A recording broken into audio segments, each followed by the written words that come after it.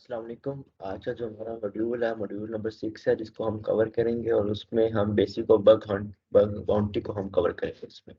तो इसमें हम सीखेंगे कि बग बाउंटी क्या होता है, हमें कौन से टूल यूज़ करने चाहिए, हमें कौन से प्लेटफॉर्म्स हैं जहाँ पे हम प्रैक्टिस कर सकते हैं बग बाउंटी के बारे में, और डिफरेंट तरह की चीज़ें हम इसमें, बग्स के लेवल्स क्या होते हैं वो हम इसमें डिस्कस करेंगे। तो सबसे पहले बग बाउंटी है क्या? बग बग बाउंटी एक ऐसी चीज है कि अगर आप क्या कहते हैं, वेबसाइट को आप उसमें बग्स फाइंड करने जाते हैं, तो जब आप उसके अंदर बग्स फाइंड करते हैं ना, तो बग्स को हम कह जो बग्स होते हैं ना, उन्हें हम बग बाउंड से रेगुलेट करते हैं। यानी कि जो हम उसमें बग्स फाइंड करेंगे और देन उसके जो बाउंटी होगी ना, हम बाउंटी को कहते हैं जो हमें रिवॉर्ड मिलेगा उसका। रिवॉर्ड हम इन टर्म्स ऑफ मनी भी कह सकते हैं, इन टर्म्स ऑफ अगर हम कहें कोई कंपनी हमें उसकी शर्ट्स वगैरह दे देगी, या कोई भी जो चीज़ें वो कंपनी बनाती है हमें वो चीज़ें हमें प्रोवाइड कर देगी। अगर वो मनी नहीं दे रही, तो वो जब आप किसी भी वेबसाइट पे जाते हैं जो हमें बग बाउंटी के लिए बनी है, तो वहाँ पे आपको जाके उनके डिस्क्रिप्शन में ये सब कुछ लिखा होता है। तो आप वहाँ पे जाके वेबसाइट्स पे जाएं, उन पर रजिस्टर करें, एंड देन आप वहाँ पे जाके किसी भी वेबसाइट पे बग निकालेंगे, तो वो क्या कहते हैं, वो बग फाइंड करने के बाद फिर आपके उसके मुताबिक आपकी बाउंटी या रिवार्ड तय होता है। यानी कि आपको इतना दिया जाएगा। मीन्स ये कि अगर आपका कोई बहुत ज़्यादा हाई बग है, तो वो आपको $500 से $2000 के बीच में भी वेबसाइट दे सकती है। अगर वो कोई छोटा मोटा बग है, तो वो आपको $150 या इतना भी देती है। तो देन अगर बात करें हम, क्या इसके लिए हमें स्किल की ज़रूरत है? नहीं, हमें इसके लिए कोई स्पेशल स्किल की ज़रूरत नहीं है। हमें बस पता होना चाहिए कि बग बाउंटी होती क्या, हमें थोड़ा बहुत इसके ना बेसिक्स क्लियर होने चाहिए इसे, बग बाउंटी के बारे में।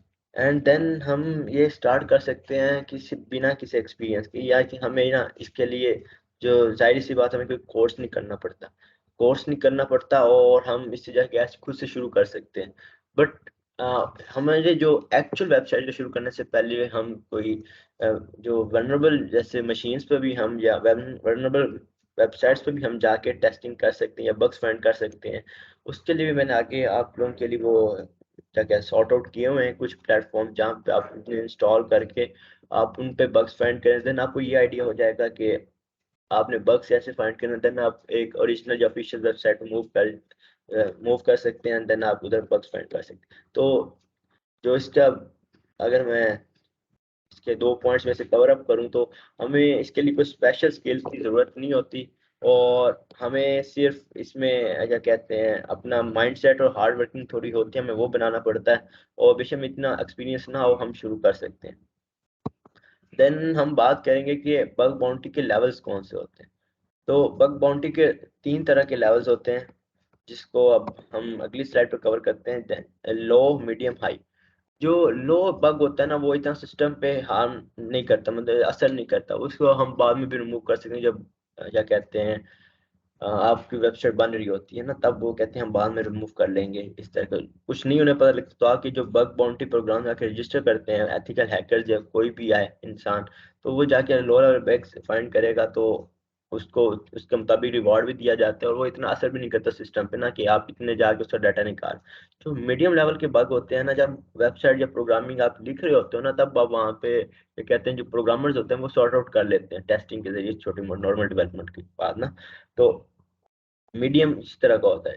इसमें भी आप डिफरेंट की जो आपके रिवॉर्ड होते हैं वो भी वेरी करते हैं। और हाई लेवल का बग रिजॉल्व करना बहुत इंपॉर्टेंट है, क्योंकि ये जो सिस्टम है उसे एक तो अनस्टेबल बना देते हैं, देन उसे बहुत ज़्यादा नुकसान पहुंचाता है। यानी कि अगर कोई भी हैकर आता है, अगर मैंने बग फाइंड नहीं किया, वो कोई भी हैकर आता है, उस बग के जरिए उस सिस्टम में से कितने लोगों का और कितना इंपॉर्टेंट डाटा चुरा के लेके जा सकता है। तो ये बग्स की कैटेगरीज हैं, और जो बग्स हैं वो आपको जल्द से जल्द रिजोल्व कर लेना चाहिए। जैसे भी वो आपके सामने क्या कहते हैं, जो भी एथिकल हैकर शो करता है या आपको रिपोर्ट बना के देता है, तो वो आप जो कंपनी होती है, वो विद इन 2 मंथ्स लेती है कि अब वो वेरीफाई करेगी वो बग आया, वो बग है या नहीं है, या वो किसी पहले बंदे ने ढूंढ लिया है। तो वो इस तरह की वेरीफाई करती है। देन अगर वो वेरीफाई हो जाता है, अगर वो ओरिजिनल बग है, तो वो आपको उसका पे आउट करती है। देन हम बात करेंगे स्किल कोई रिक्वायर्ड है या नहीं। तो स्किल आपके पास मैंने जो सॉर्ट आउट की है 3 चीज़ों में, कि आपको ये 3 चीज़ें थोड़ी बहुत होना लाजमी है। लिनक्स बेसिक्स जो हम पढ़ रहे थे, लिनक्स क्या कहते हैं, अभी हमने जो खाली लिनक्स डाउनलोड किया, तो लिनक्स की जो मोस्टली कमांड्स हैं वो सेम होती हैं। तो आपके पास लिनक्स का जो बेसिक क्या नॉलेज है वो होना लाजमी है। तो जो क्या कहते हैं, मैं एक बुक भी पढ़ी है जिसमें मैंने सारी लिनक्स की बेसिक्स पढ़ी है, लिनक्स बेसिक्स फॉर हैकिंग। तो ये वाली बुक मैं आप लोगों के साथ शेयर भी कर दूंगा, जहाँ पे आप सारी जो बेसिक्स कमांड्स हैं या बेसिक जो इसका समझ जिस पे वो बिल्ट है ना, आप चीज़ें जो उसके अंदर हम छेड़छाड़ी करते हैं, तो हमें नहीं मिलती। हम जाके हम ज़्यादा हमारा काम क्या होगा, हम डेस्कटॉप वाली साइड पे रहेंगे, हम कभी रूट यूज़र के अंदर जाके डीप तक नहीं गए। तो वो जो बुक है मैं आप लोगों से शेयर कर दूंगा, आप बुक पढ़ें जाके। बहुत मैंने भी बहुत कुछ सीखा है उससे, आप लोग भी जाकर उन्हें पढ़ें लाजमी। आई थिंक 200 से 300 पेजेस के दरमियान वो बुक है, तो आप वो मैं आप लोगों से शेयर कर दूंगा। देन नेटवर्किंग बेसिक यानी कि जो एन मैप वो सारा एक नेटवर्क पे ही बेस कर है। आपको पता होना चाहिए टीसीपी पोर्ट क्या होती है, यूडीपी पोर्ट क्या होती है, इस तरह की जो चीज़ें आपको पता होना लाजमी है। प्रोग्रामिंग तब भी रिक्वायर्ड है जब आपको किसी कोड के अंदर इंजेक्ट करना है, यानी कि एसक्यूएल इंजेक्शन करनी है या आप एक्सएसएस करना है, तो तब जाके कोड आता है। यानी कि आप कोड में कैसी छेड़छाड़ी करें तो आप वो क्या कहते हैं सिस्टम डाउन कर दें, सिस्टम के अंदर इन हो जाए। तो इस तरह की चीज़ें जब आप फाइंड करते हैं, ये भी बग में आता है, तो आप उस टाइम आपके लिए ये क्या कहते हैं नॉलेज होना लाजमी है। अदरवाइज प्रोग्रामिंग की बेसिक्स थोड़ी बहुत क्लियर हो या ज़्यादा सिंटैक्स यानी कि आपका क्लियर हो, इन बाकी इतना डीप जाने की जरूरत नहीं है इसमें। How to learn bug bounty. Bug bounty आप डिफरेंट तरीकों से लर्न कर सकते हैं। सबसे पहले बुक, क्योंकि जो बुक में नॉलेज है ना वो किसी और के पास नहीं होता। हर बंदा अपना पूरा पूरा नॉलेज शेयर नहीं कर सकता। कि कुछ लोग कुछ चीज़ रह जाती है जो बुक में होता है ना, वो जो बंदा बुक लिख रहा होता है तो हर चीज़ कवर करता है, बेसिक से लेके सारा कुछ। वो बुक हर बंदे को ध्यान में रख के लिखी जाती है। तो अब जाके बुक से बहुत अच्छा नॉलेज आप लोगों को मिलता है, आप बुक से पढ़ सकते हैं। देन ब्लॉग्स, जो डिफरेंट जो बग बाउंटी करते हैं या एथिकल हैकर्स आके ब्लॉग्स लिखते हैं कि आज हमने ये वनरेबिलिटी फाइंड की है, उसके बारे में बताते हैं। तो आपके आपके लिए ना लाजमी है कि आपने ना अप टू डेट रहना है अपने इस फील्ड में। अगर आप किसी भी फील्ड में अप टू डेट नहीं रहते तो आपको वो लेवल अचीव नहीं कर सकते, यानी कि आपका लेवल ना डाउन होता जाता है। तो आपको बग बाउंटी में एक हार्ड वर्क चाहिए और आपको अप टू डेट होना लाजमी है। देन यूट्यूब चैनल्स के जरिए आप जाके सीख सकते हैं ये bug bounty. And then GitHub pages, यानी कि लास्ट टाइम मैंने टूल इंस्टॉल करवाया आप लोगों से फिशिंग अटैक वाला। तो फिशिंग अटैक के जरिए आप जब हैकिंग करते हैं, जो ब्लैक अटैकर्स करते हैं हैकिंग की, देन वहाँ पे जाके उन्होंने कोशिश हैकिंग की और वहाँ पे फिशिंग अटैक के जरिए उससे यूजर नेम और पासवर्ड लिए। तो वहाँ पे ये फायदेमंद है। वो बहुत सारे टूल हैं जहाँ पे आप इसकी वल्नरेबिलिटी फाइंड कर सकते हैं। देन अगर मैं बात करूँ इनिशियल लर्निंग की, मैंने कुछ प्लेटफॉर्म्स हैं जो वनरेबल होते हैं। जैसे हमने लास्ट टाइम क्या कहते हैं बग्स बग्स फाइंड किए, सॉरी जो हमने एक्सप्लॉइट किया मेटास्प्लॉइटेबल। तो इसी तरह के कुछ प्लेटफॉर्म्स हैं जो मैं आप लोगों के साथ शेयर करता हूँ जो वनरेबल होते हैं। यहाँ पे आप अपने ना इनिशियल क्या कहते हैं प्रैक्टिस करते हैं कि आप जो वनरेबल है आपके लिए तो ईजी होता है तो आपको ना थोड़ा का पता लगता है कि इसमें हो रहा क्या है। तो एक कुछ वल्नरेबल प्लेटफॉर्म्स हैं, जैसे वेबगोट एक वेबसाइट है जो आप अपने लिनक्स में इंस्टॉल कर सकते हैं, उसे आप हैक करने की कोशिश कर सकते हैं। देन DVW एक बेस्ट वेबसाइट है, ये भी एक समझ प्लेटफॉर्म है जहाँ पे आप इसे इनिशियल के स्टेजेस में, यानी कि जब आपको कुछ नहीं पता होता, आप एक ओरिजिनल वेबसाइट जो ऑफिशियल वेबसाइट उस पर जाने से पहले आप प्रैक्टिस करना चाहते हैं तो आप यहाँ पे कर सकते हैं। और कैप्चर द फ्लैग पे प्ले कर सकते हैं, यानी कि जो डिफरेंट प्रोग्राम्स हो रहे होते हैं, यानी कि कैप्चर द फ्लैग यानी कि मीन्स ये है कि किसी भी प्रोग्राम हो रहा होता है तो वो आपको क्या कहते हैं, एक तो रिवॉर्ड रखते हैं कि आप आके ना हमारे इस कंपटीशन में हिस्सा लें। एंड देन आप उसमें क्या कहते हैं, जितना आप जो 5 क्वेश्चन है वो वर्क उसमें करना होता है, ठीक है। और जितना जितना आप लेवल पास करते जाएंगे वो एक आपको ना कोड आता है, मतलब एक फ्लैग होता है उसे कहते हैं कोड आता है। आप उनके साथ शेयर करेंगे तो वो कहेंगे हाँ ये राइट है, तो आप उसका लेवल अप होता जाता है। उसमें वो भी एक स्मॉल लेवल पे भी होता है, तो वहाँ पे जाके आप ये सीख सकते हैं capture the flag. Then how to find the target, कि हम टारगेट कैसे फाइंड करें। उसके लिए मैंने कुछ चीज़ें सॉर्ट आउट की हैं, जो मैंने कहा था वेबसाइट्स पे जाके आप लॉग इन करें। वहाँ पे जाके आपको डिफरेंट वेबसाइट्स उन्होंने रजिस्टर की होती हैं, अब वहाँ पे जाके सीख सकते हैं कि कैसे हमने ये क्या कहते हैं वो वेबसाइट्स पे रजिस्टर करना, ओरिजिनल वेबसाइट से कैसे बग्स फाइंड कर सकते हैं, उसका प्रोसीजर क्या है। तो जो बग क्राउड है ना, वो आपको एक ऐसा प्लेटफॉर्म है जो क्या कहते हैं एक मिडिल मैन के तौर पे ना एक्ट करता है, यानी कि आपका जो कंपनी है उससे भी रब्ता रखता है और आपसे भी रब्ता रखता है। जैसे ही आप बग फाइंड करते हैं ना और रिपोर्ट बनाते हैं, तो वो क्या करता है कि ये जो आपकी रिपोर्ट है वो आपको क्या कहते हैं कंपनी के पास लेके जाता है। देन जो कंपनी रिस्पॉन्ड करती है, तो वो आपको फिर आपको उसके पास रिस्पॉन्स आता है, देन वो आपको बताती है हाँ ये बग था, हम आपको इतना पे आउट करेंगे, जो वट एवर जो भी उनके ना बीच में इसके डिस्क्रिप्शन में लिखा होता है कि हम इसके लिए आपका आपको आप कंपनी की चीज़ें देंगे या आपको मनी पे आउट करेंगे जो भी।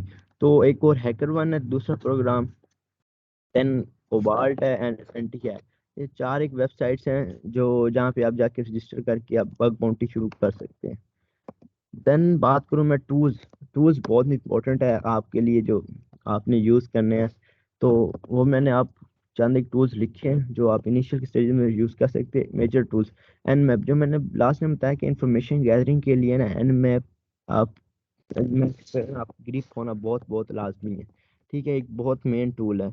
बिना इंफॉर्मेशन गैदरिंग के आप कोई भी चीज़ क्या कहते हैं हैक नहीं कर सकते। अगर मैं अपनी बात करूं तो जब मैं इनिशियल स्टेज में था, मैंने एन मैप पे तकरीबन 2 एक मंथ दिए हैं इस पे। मुझे नहीं पता था, मुझे लगता था कि इंफॉर्मेशन गैदरिंग ना इम्पोर्टेंट नहीं होती, बट वो बहुत मायने रखती है। अगर आप इंफॉर्मेशन गैदरिंग नहीं करेंगे, आपके पास कोई इंफॉर्मेशन नहीं होगी, तो आप कभी भी कोई चीज़ हैक नहीं कर सकते या किसी के अंदर पेनिट्रेट नहीं कर सकते। देन बर्प सूट एक क्या कहते हैं टूल है जहाँ पे आप जाके बग्स फाइंड कर सकते हैं। ये भी एक बहुत ज़्यादा मेन टूल है जो हैकिंग में यूज़ होता है, डिफरेंट तरह की वेबसाइट्स की हैकिंग में। एंड देन हम डरबस्टर, डरबस्टर ये है कि आपको जो डोमेन्स है ना, डोमेन्स में जो वेब पेजेस जो छुपे हुए होते हैं ना, वो आपको ढूंढ के ला के देता है डरबस्टर। ये एक टूल है जो आप क्या कहते हैं गिटहब से जाके डाउनलोड कर सकते हैं। देन सबलिस्टर, सब लिस्टर आपकी जो टोटल डोमेन या सब डोमेन एक वेबसाइट की होती है वो सारी लाख के आपको दे देता है। इससे ये होता है कि आप जिस पे भी जितनी ज़्यादा वेबसाइट की ना, जितनी एक वेबसाइट की जितनी ज़्यादा सब डोमेन्स होंगी, उतना बग्स फाइंड करना आपके लिए आसान होगा। कैसे, जो देखिए एक वेबसाइट है उसकी कितनी सब डोमेन्स है, 3 है, ठीक है। और अगर मैं बात करूं एक वेबसाइट है उसकी 30 सब डोमेन है, जो 3 वाली होगी उस पर कितने बड़े हैकर्स आके बग्स फाइंड कर चुके होंगे। तो 30 उस पर अभी कुछ बग्स रहते होंगे या अभी और फाइंड होने वाले होंगे। तो इस तरह क्या कहते हैं जितनी बड़ी वेबसाइट होगी, जितनी उसकी सब डोमेन्स होगी ना, हमें उसी को प्रेफर करना चाहिए कि हम उसी पे जाके बग्स फाइंड करें। तो और एक और आपको मैं टिप देना चाहूंगा, जब आप बग बाउंटी स्टार्ट करें ना, आपको ये पता होना लाजमी है कि आपने ना शुरू कहाँ से करना है। अगर जिसको पता होता है ना मैं शुरू कहाँ पे करना है, वही खत्म करता है। तो आपने सबसे पहले अपना एक पाथ बना लेना कि हाँ मैंने यहाँ यहाँ पहले ये करना है कि इंफॉर्मेशन गैदरिंग करनी है। देन मैंने बर्ब सूट यूज़ करना है और मैंने इसकी सब डोमेन्स कैसे निकालनी है। उसके बाद एक्सेस के जरिए अगर कोई वर्नबिलिटी निकलती है या बग निकलता है, मैं वहाँ से फाइंड। तो आपके लिए पाथ होना लाजमी है। देन आपने एक बहुत अच्छी रिपोर्ट लिखनी होती है कि हमने कैसे कैसे क्या काम किया है। देन मैंने बग कहाँ पे फाइंड किया। तो आप जब सारी एक जैसे जैसे आप काम करते हैं ना, आपने इन्फॉर्मेशन गैदरिंग किया है, एनमैप से ये उसके पोर्ट्स ओपन है, ये सब डोमेन्स है, तो वहाँ पे आपके जाके ना आपने एक वर्ड की फाइल खोलनी है, आपने वहाँ पे एक अच्छी सी रिपोर्ट बनाते जाना है कि ये मैंने अब ये काम किया। देन अगली हेडिंग देखी हमने ये काम किया। तो इस तरह आपने एक रिपोर्ट बनानी है जो आप उनके साथ शेयर आउट करेंगे। देन वो आपको उसके मुताबिक अगर रिवार्ड मिलता है तो आपको वो पे आउट करेगी। तो आज का जो हमारा मॉड्यूल था 6 वो ख़त्म हो चुका है। जो मैंने आपको बताना था कि बग बाउंटी के बारे में, जो बेसिक्स ऑफ बग बाउंटी है, उम्मीद है आप लोगों को समझ आ चुकी होगी। अगर आपको कोई भी क्वेश्चन है तो आप व्हाट्सएप पे ग्रुप में पूछ सकते हैं, मैं आपको उसका रिप्लाई साथ साथ देता रहूँगा।